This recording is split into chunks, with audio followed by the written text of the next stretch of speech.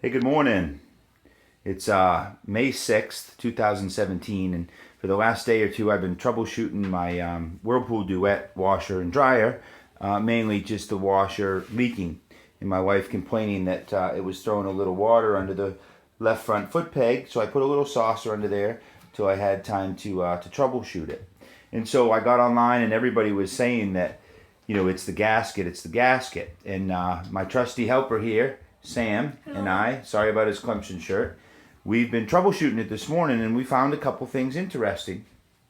So the first thing we found, and we did last night, was we replaced the gasket. So we've had this washer and dryer for 7 or 8 years. There's the old gasket. You can see the mildew, which we've tried to scrub off and use those as fresh tabs, but it never really worked. So we put the new gasket in, and we checked.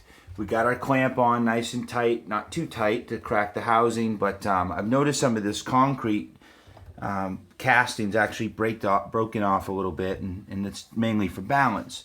So anyway, I ran a test load after I pushed the washer and dryer back together, and I didn't notice a difference. There was still a little water. And so when I got to troubleshooting it some more, I got down here and I put some test strips and papers, and I noticed I had a leak down there, right there, and it looked like it was right under the motor. And I said, oh no, I got a crack in my drum or my barrel, but it wasn't in fact the case. So I looked more and more, and I found that the actual water was dripping from my soap dispenser right here on the back side. And so this is your water line, right? I marked the top wire and the bottom, and then this is the exhaust into the drum for overflow, and here's the little servo here. But what we did was we took this out, Sam and I did. We scrubbed it, and we put some Drano down into the flow valves to see if we could get it to get all the black, gunk out. And then we took it out to the air compressor and blew it out. And now we're putting it back together. So the only thing that stinks is to get this snorkel on. We had to take pretty much the whole front of the washer off again. And I broke a couple of clips right here that snap in, and it's kind of disappointed about that, but hopefully it'll work. And the other thing is, you can notice, and they don't show you this in the online videos, but there's a trim tab on the front of the washer with some top hats on it, and that keeps it connected. And then over here, you can see that side came off. So on the back of my cover and my shroud, one of them stayed on, see? And cracked a little bit, and whatever, it's nasty. So again, we've had these things for about 8 years, and they've been good. Couple of leaks here and there. And the other thing I just wanted to show while I had it apart was, we've got 5 little ones, so we've had a few different things get caught in this. Some of them have been little baby socks, some have been little pads or something or whatever, but just a good idea, if you're putting those little things into these front loaders, they do in fact get stuck, and they'll get sucked up into the drain somehow. I don't know how, but they do. So the new gasket looks good.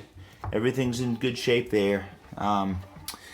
Door latch, I did replace this a few years ago, but again, the gasket was about $65, which in fact wasn't my problem, but hopefully it was time anyway. And then again, here on this, what we did is we took it apart. You got to take just a couple things here. You got to take this screw out. This holds it in place. And then it has a slide barrel lock right here. And then you have to take these 2 hoses off. And so we took this hose off as well. It was just a little flex hose. What we do, Sam, we scrubbed it with an old toothbrush, right? Put the flow through it, made sure it was good, put our clamps back on. This is the actual water line. I didn't want to be too aggressive with it, so we left it alone, just took it off and put the clamp back on. And then again, on these wires, one's a hot relay, one's a cold relay to let the water in here.